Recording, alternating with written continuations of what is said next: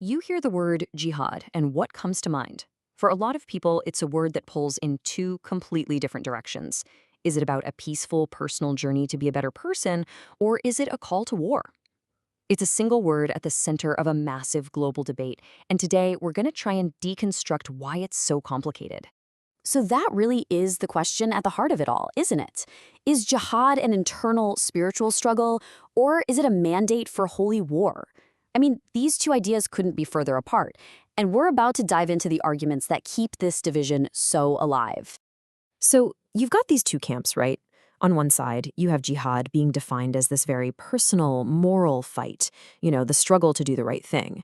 But on the other side, it's interpreted as a straight-up command to wage a ruthless war against anyone who doesn't believe. These views just can't coexist, and they really represent the core of the conflict.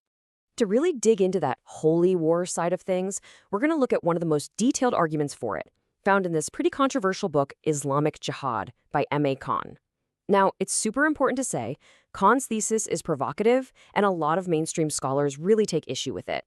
For this explainer, we're just going to neutrally lay out his core claims so we can understand this specific viewpoint in the larger debate. So, what's M.A. Khan actually arguing? What's his big idea? Let's break down the central argument he builds throughout his book.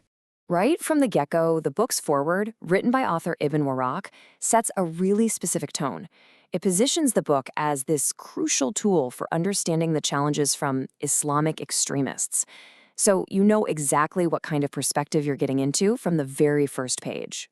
And there it is, the core thesis. M.A. Khan basically says that after digging into the Quran and the life of the Prophet Muhammad, he came to this one stark conclusion.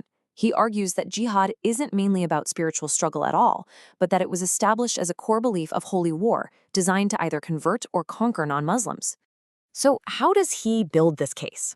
Well, Khan zeroes in on a really specific, pivotal moment in history, the Prophet Muhammad's migration from Mecca to Medina. He argues that this is the exact moment the whole concept of jihad shifted and became a doctrine of war. Let's take a look at the timeline he presents as evidence. So, according to Khan's research, check this out. Just 8 months after arriving in Medina, the very first raid on a Meccan trade caravan was ordered. Things then escalated with the raid of Nakhla, which he says is a huge deal because it happened during a sacred month, a time when fighting was traditionally off-limits in Arabia. And that was followed by the Battle of Badr, a major military win that Khan presents as a real turning point. Now, this is where it gets really interesting, the justification for all this fighting. Khan focuses on this one Arabic word, fitna. It's often translated as something like tumult or oppression, but Khan argues that in the context of the Quran, fitna means something very specific, rejecting Islam or stopping others from converting. So according to his analysis, the key point is this. The simple act of not believing in Islam was framed as a crime worse than violence itself. And this verse, boy, it really ties it all together for him. Khan points to this verse, which came down after that controversial raid during the sacred month. It says, yeah, fighting in that month is a serious offense, but fitna, which Khan says means denying Islam, is even worse than slaughter. The author argues this created a divine green light for violence. So Khan then draws a line from this religious idea straight to the economy.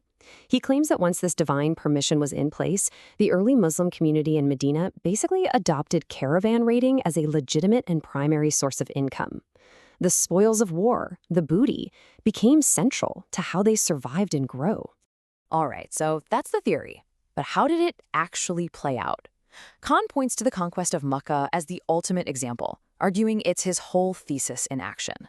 Khan's version of the story starts with a 10-year truce, but he alleges that this peace was broken pretty quickly by raids from Muslim groups, which then created the pretext for what happened next. Just 2 years into that supposed decade of peace, Muhammad marched on Mecca with an army of 10,000 men. The author paints this incredibly tense picture of the night before the conquest. He describes how Mecca's leader Abu Sufyan went out to negotiate and was met with this ultimatum, which is quoted here from the early Islamic histories Khan uses. It's a life or death moment. Submit and convert, or else.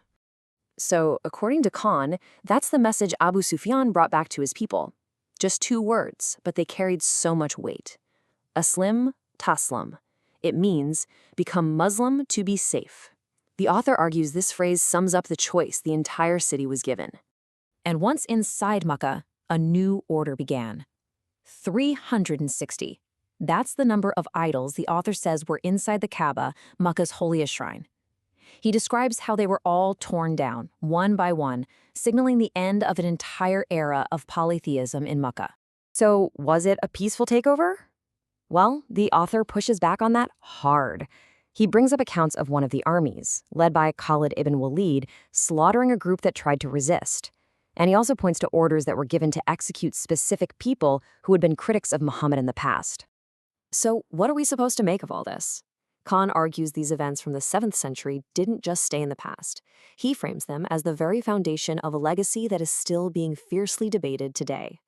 So just to recap what we've walked through, that timeline of the early raids, the interpretation of scripture, and this account of the conquest of Mecca, these are the pillars of M.A. Khan's argument in his book. This has been a summary of his specific and, yes, very controversial thesis. You know, maybe the clearest summary comes from the author himself. In his preface, he calls the history he lays out a harrowing tale of forced conversion and imperialism. All of it, in his view, done in the name of jihad. It's a powerful and blunt conclusion that really captures his entire work. So, we've just walked through one author's pretty provocative answer to that question we started with. His work basically argues that the debate over jihad is settled history. But of course, it isn't.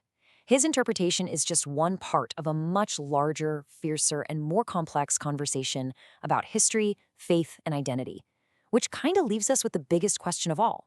When one single word can mean such radically different things to different people, how on earth do you even begin to find common ground?